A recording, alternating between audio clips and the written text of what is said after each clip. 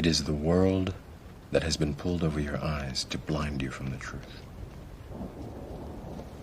What truth?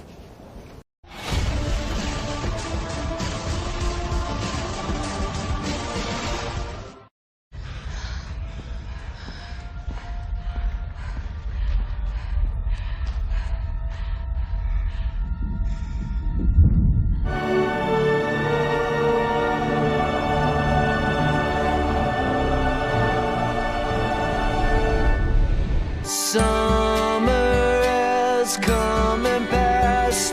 The innocent can never last. Wake me up when September ends.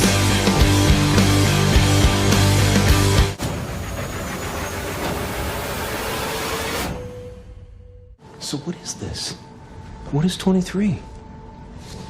Is it God?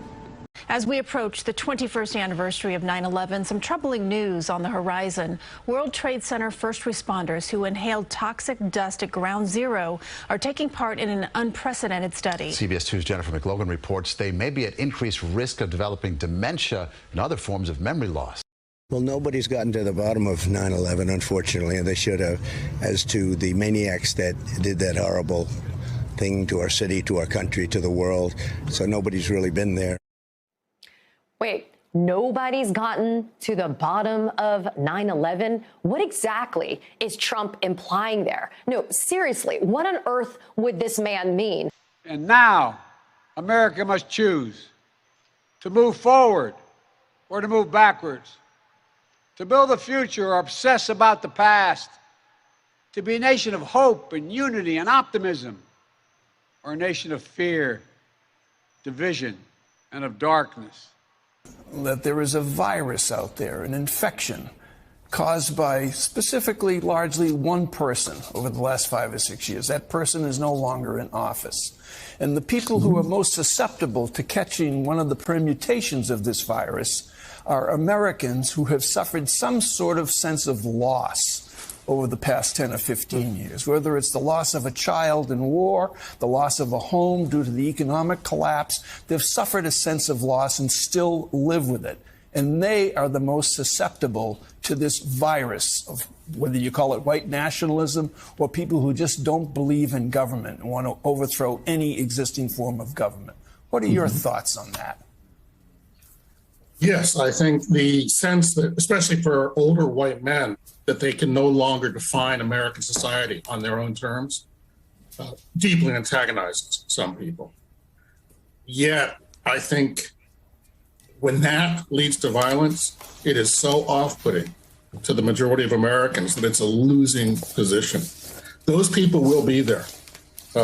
America has become a deeply unequal society, and a lot of people are getting screwed economically. And that driver will continue to be there. But when it turns to violence, I think that's a deal breaker for most Americans. They live not in the light of truth, but in the shadow of lies. But together we can choose a different path. We can choose a better path forward to the future. A future of possibility, a future to build and dream and hope. And we're on that path moving ahead. I know this nation. I know you, the American people. I know your courage. What you just said is one of the most insanely idiotic things I have ever heard. At no point in your rambling, incoherent response were you even close to anything that could be considered a rational thought. Everyone in this room is now dumber for having listened to it. I award you no points, and may God have mercy on your soul.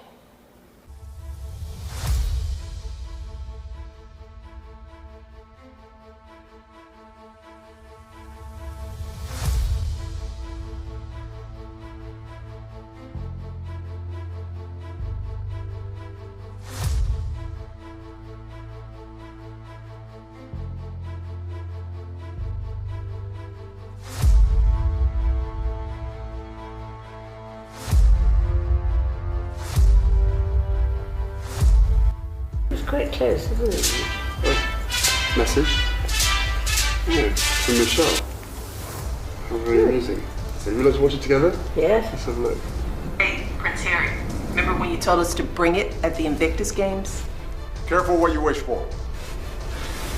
Boom. Oh, really? Please. Boom.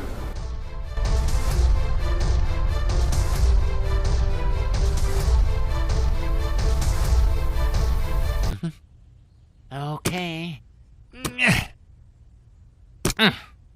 Diddly diddly.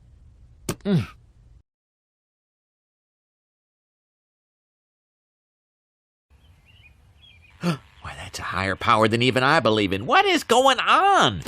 Until September 22nd, midday. And if the arc isn't finished by then, you will be. When did you come here? How long ago? 60, 65 days. What was the date? What was the date? September 22nd. It was September 22nd. Is that when it's going to happen? September 22nd, midday? High temperatures tomorrow back into the 90s everywhere right on through Tuesday. Why, that's a higher power than even I believe in. What is going on? We're on a road to nowhere. You can't be serious. How fast are you going? 15 miles an hour over the speed limit. Given the...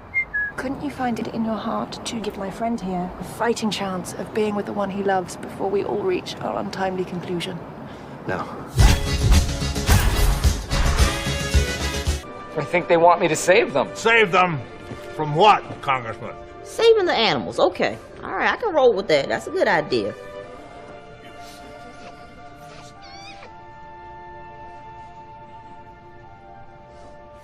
The flood. Summer has come and passed. The innocent can never last. Wake me up when September ends. It's quite close, isn't it? Message? Yeah, from Michelle. How very amusing. So you guys watch it together? Yes. Let's have a look. Hey, Prince Harry. Remember when you told us to bring it at the Invictus Games? Careful what you wish for. Boom. Oh, really? Please. Boom.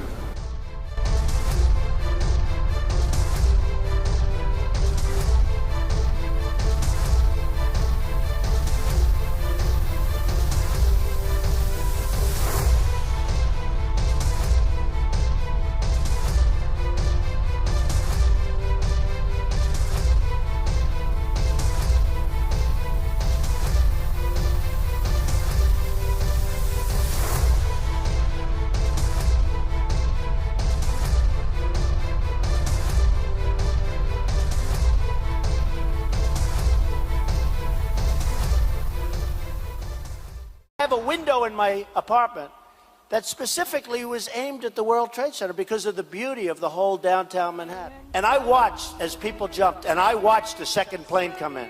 About that good old way, and who shall wear the starry crown, good Lord. This is the first time President Bush was made aware. In the years since this moment, the president has talked about what he was thinking when he first got the news. But the president says he wanted to project a sense of calm for the Booker Elementary School students. It was an unbelievable moment that took place right here. Maybe it's the calm before the storm. What's the storm? Could be the calm before the storm. What storm, Mr. President? You'll find out. The stock market's at 24,000, and we went through the worst attack we've ever had on our country. This is really the worst attack we've ever had. This is worse than Pearl Harbor. This is worse than the World Trade Center. There's never been an attack like this. This is a memo that describes how we're going to take out 7 countries in 5 years, starting with Iraq and then Syria, Lebanon, Libya, Somalia, Sudan, and finishing off Iran. They should know we will follow them to the gates of hell. My fellow Americans, today I want to update the world on our efforts to prevent Iran from acquiring a nuclear weapon. Iran and Israel started out as allies, enjoying a good relationship for almost 30 years. But in West Asia, friendships don't last too long. Look, this whole war on terror is a fraud. It's a farce. It's very difficult to say it out loud because people are intimidated against saying it. Because if you say it, they want to make you into a nutcase. What would you have done on September the 12th, 2001? What would you have done if you'd been president? What would I have done? Yeah. I would have done a legitimate investigation to find out what exactly happened on 9/11. How did they know who did this so quickly like they did Lee Harvey Oswald? Last night, at my direction, the United States military successfully executed a flawless precision strike that killed the #1 terrorist anywhere in the world, Qasem Soleimani. The whole war on terror is a fraud. It's a farce. Yeah, there's a war going on in Iraq because we invaded Iraq. And people over there fighting, you know. Obviously, it was a mistake. So George Bush made a mistake. We can make mistakes, but that one was a beauty. How much the Bush administration ignored the intelligence. It was almost like they ignored it because they wanted it to happen. But the war on terror, it's a joke, you know. And until we discover what really happened on 9/11 and who was responsible for 9/11, because that's where the war on terror emanates from. That's where it comes from. It was 9/11 that allowed this war on terror to begin. And until we get to the bottom root of 9/11, the truth of 9/11, we'll never know about the war on terror. We also have a history of kind of moving in and out of Pakistan. I mean, let's remember here, the people we are fighting today, we funded 20 years ago. And we did it because we were locked in this struggle with the Soviet Union. They invaded Afghanistan, and we did not want to see them control Central Asia. And we went to work. And it was President Reagan, in partnership with the Congress, led by Democrats, who said, you know what, sounds like a pretty good idea. Let's deal with the ISI and the Pakistani military, and let's go recruit these mujahideen. And let's get some to come from Saudi Arabia and other places, importing their Wahhabi brand of Islam so that we can go beat the Soviet Union. And guess what? They retreated. They lost billions of dollars, and it led to the collapse of the Soviet Union. So there's a very strong argument, which is, it wasn't a bad investment to end the Soviet Union, but let's be careful what we sow because we will harvest. I said that I saw in parts of New Jersey, Jersey City, but parts of New Jersey, I saw people getting together and in fairly large numbers celebrating as the World Trade Center was coming down, killing thousands of people, thousands and thousands of people. People are still dying over what happened to the World Trade Center, and they're dying a terrible death. In the days after the September attacks, there were countless rumors about strange coincidences surrounding the events. One report about a group of Middle Eastern men spotted the morning of September 11th parked just across the river from New York City has not gone away. Investigation of their presence has led to questions about whether Israel was conducting espionage on U.S. soil. Americans know that Israel and the United States share common values, that we defend common interests, that we face common enemies. Iran's leaders know that too. You know, for them, you're the great Satan, we're the little Satan. For them, we are you and you are us. And you know something, Mr. President? At least on this last point, I think they're right. We are you and you are us. I said, among with others, we'd follow Osama bin Laden to the gates of hell if need be. That's exactly what we did.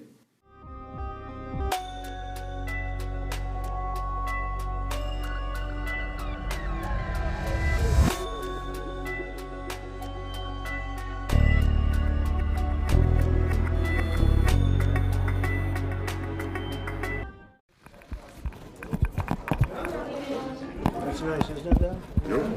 This one, I want to show you. All right. Be respectful. Can I show this? Sure. I would love that.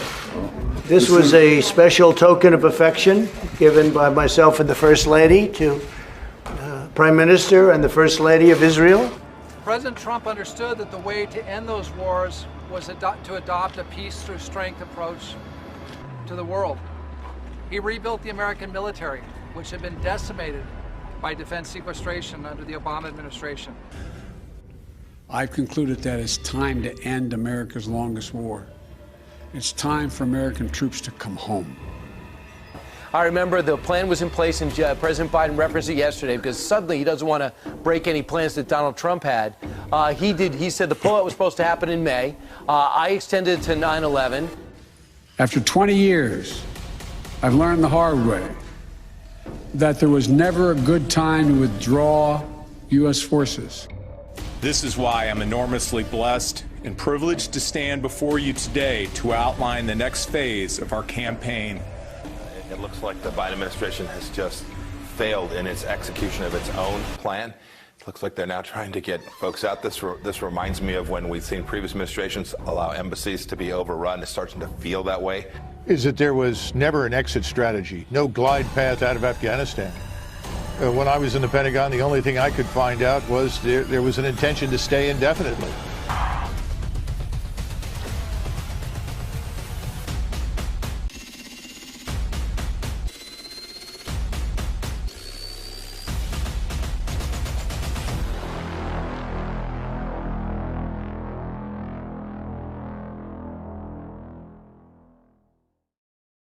A guy on the radio who apparently Trump's on his show frequently, he said, me and Hillary are demons. Now, But he made a deal with the devil. She's the devil. But what's happening right now in America is witchcraft's trying to take this country over. It's witchcraft. It's trying to take America back over. And I want to tell you something else. I am not being political. We're going into but transition. I don't see how President Trump. And I call it transition to greatness. It's going to be transition to greatness. Look, we're going to have a very interesting transition period. The transition to greatness has officially begun. I use the expression transition to greatness. We're going to have a really good third quarter, but it's a transition to greatness. It's the third quarter, then it's going into the fourth quarter. I think the fourth quarter is going to be really good, but I think that above all, next year you're going to have a tremendous year. And it's a key. We call it a key to the White House, and it's a key to our country and to our hearts. And you've been an amazing leader for a long period of time, and this is, in many respects, the big day.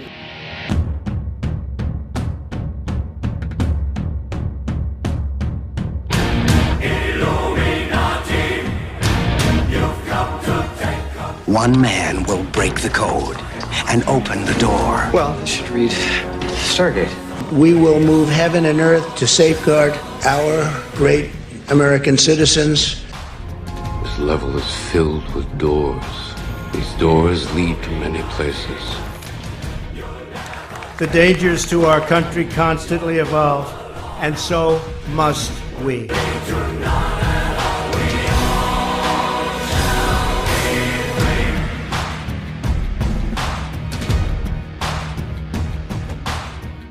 But he didn't move quicker. He was months behind me, many months behind me. Like a door is either looking forward or looking backwards, choosing to go into a hallway to go one direction or another. The current president has cloaked American darkness for much too long. Joe Biden grimly declared a season of American darkness. That one day, they're going to come back into our world.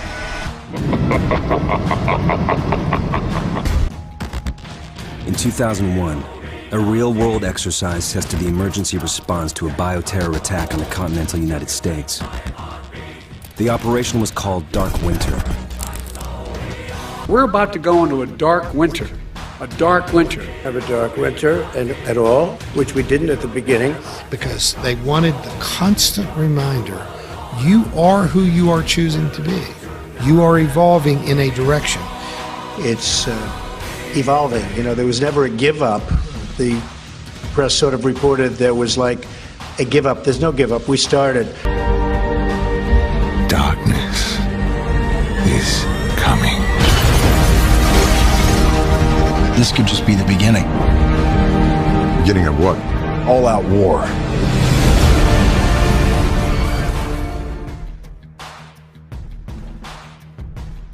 This God guarded only the reminder of your potential to change. For historic change. If you've retired, you don't have anything to worry about. It's the third time I've said that. I'll probably say it 3 more times. See, in my line of work, you got to keep repeating things over and over and over again for the truth to sink in, to kind of catapult the propaganda.